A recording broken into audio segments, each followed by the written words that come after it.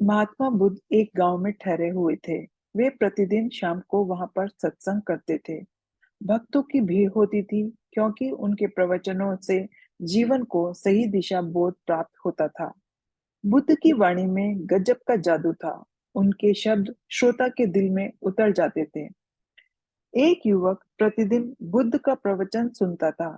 एक दिन जब प्रवचन समाप्त हो गए तो वह बुद्ध के पास गया और बोला, महाराज, मैं काफी दिनों से आपके प्रवचन सुन रहा हूँ, किंतु यहाँ से जाने के बाद मैं अपने गृहस्थ जीवन में वैसा सदाचरण नहीं कर पाता जैसा यहाँ से सुनकर जाता हूँ।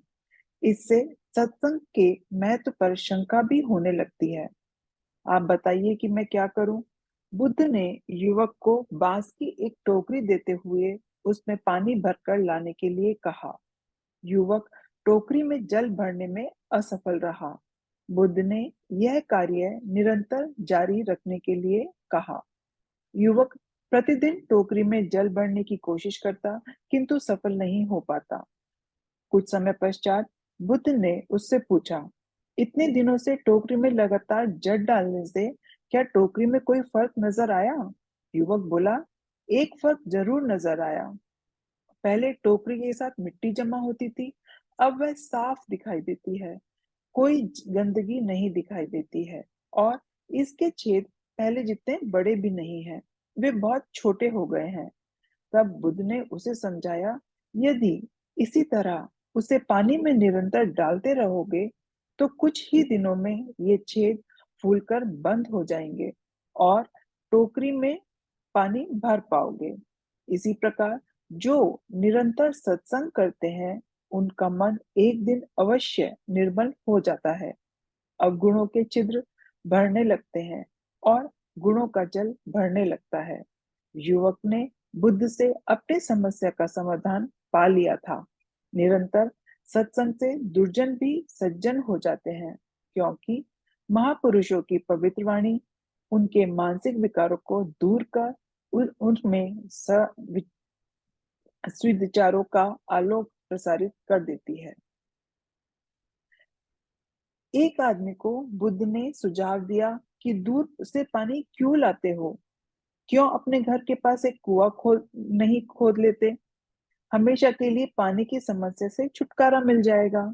सलाह मानकर उस आदमी ने कुआं खोदना शुरू किया, लेकिन 7-8 फीट खोदने के बाद उसमें पानी तो क्या, गीली मिट्टी का भी नामो निशान नहीं था।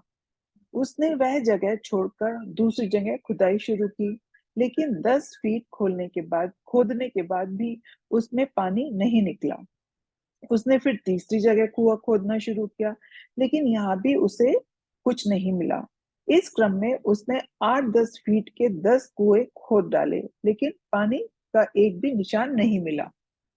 वह निराश होकर बुद्ध के पास गया। उसने बुद्ध को बताया कि मैंने 10 कुएं खोद डाले हैं, मगर एक बूंद भी पानी नहीं मिला। बुद्ध को आश्चर्य हुआ। वे स्वयं चलकर उस स्थान पर आए जहां उस व्यक्ति ने 10 गड्ढे खोदे थे। बुद्ध ने उन गड्ढों की गहराई देखी और वो सब कुछ समझ गए। फिर वे बोले, 10 कुएं खोदने की बजाय एक कुएं में ही तुम अपना सारा परिश्रम लगाते तो पानी तुमको कब का मिल गया होता। तुम सब गड्ढों को बंद कर दो, केवल एक को गहरा करते जाओ, पानी निकल आएगा। उसने बुद्ध की बात मानकर ऐसा ही किया। परिणाम स्वरूप कुआं पूर्ण होते ही पानी निकल आया। सबने भगवान बुद्ध की जय जयकार की। धन्ना सेठ के पास 7 पुश्तों के पालन पोषण जितना धन था। उनका व्यापार चारों तरफ फैला हुआ था, किंतु फिर भी उनका मन बहुत ही अशांत था। कभी धन की सुरक्षा की चिंता लगी रहती, तो कभी व्यापारिक प्रतिस्पर्धा में आगे निकलने का तनाव रहता। चिंता और तनाव से उनका स्वास्थ्य बिगड़ने लगा। उसके मित्र ने उनकी खराब दशा देखी तो उसने उनको बुद्ध के पास जाने की सलाह दी। सेठ जी बुद्ध के पास पहुंचे और अपनी समस्या बताई। बुद्ध ने उन्हें सांत्वना देते हुए कहा, सेठ, तुम घबराओ मत। तुम्हारा कष्ट अवश्य दूर होगा। बस तुम यहाँ कुछ दिन रहकर ध्यान करो। बुद्ध के कहे अनुसार सेठ ने रोज ध्यान करना शुरू कर दिया, किंतु सेठ का मन ध्यान में नहीं लगा। वह जैसे ही ध्यान करने बैठता, उनका मन फिर अपनी दुनिया में वापस चला जाता। उसने बुद्ध को यह बात बताई, किंतु बुद्ध ने कोई अलग उपाय नहीं बताया। थोड़ी देर बाद जब सेठ बुद्ध के पास वन में सायकालीन भ्रमण कर रहा था, तो उनके पैर में एक कांटा चुभ गया। वह दर्द के मारे कराहने लगे। बुद्ध ने कहा, बेहतर होगा कि तुम जी कड़ा करके उस कांटे को निकाल दो, तब इस दर्द से तुमको मुक्ति मिल जाएगी।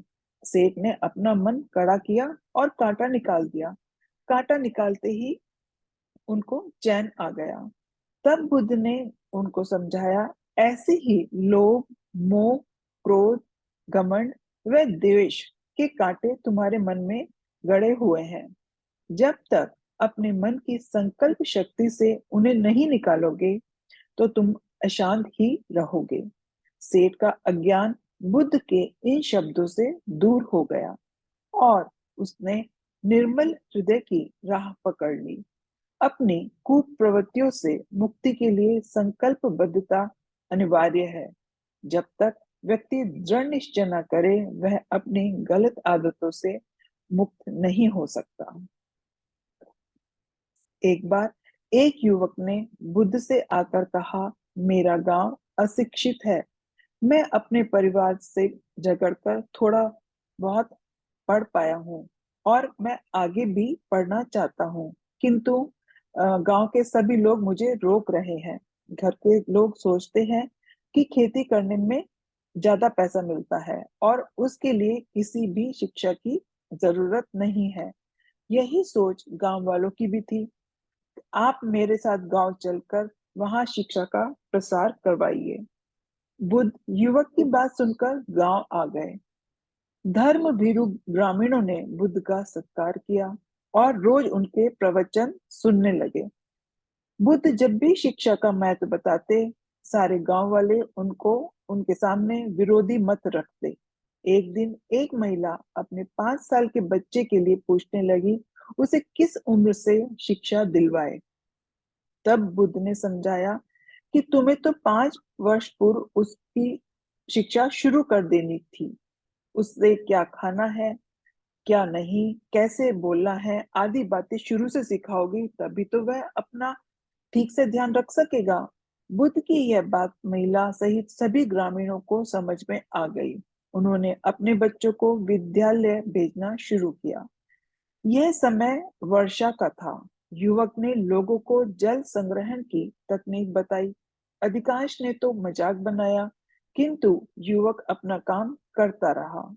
बुद्ध का सहयोग प्राप्त था उसको, इसलिए किसी ने उसका खुलकर विरोध नहीं किया। जब गर्मी में भीषण जल संकट के कारण फसलें सूखने लगी, तो युवक ने कुएं खुदवाए, जिनमें जल संग्रहण की तकनीक के कारण खूब पानी निकला। ग्रामीण अब तक शिक्षा का महत्व समझ चुके थे। धीरे धीरे पूरा गांव शिक्षित हो गया। ज्ञान हर उम्र में अर्जित किया जा सकता है। यही ज्ञान हमें जीवन में आने वाली समस्याओं के समाधान की राह सुझाता है।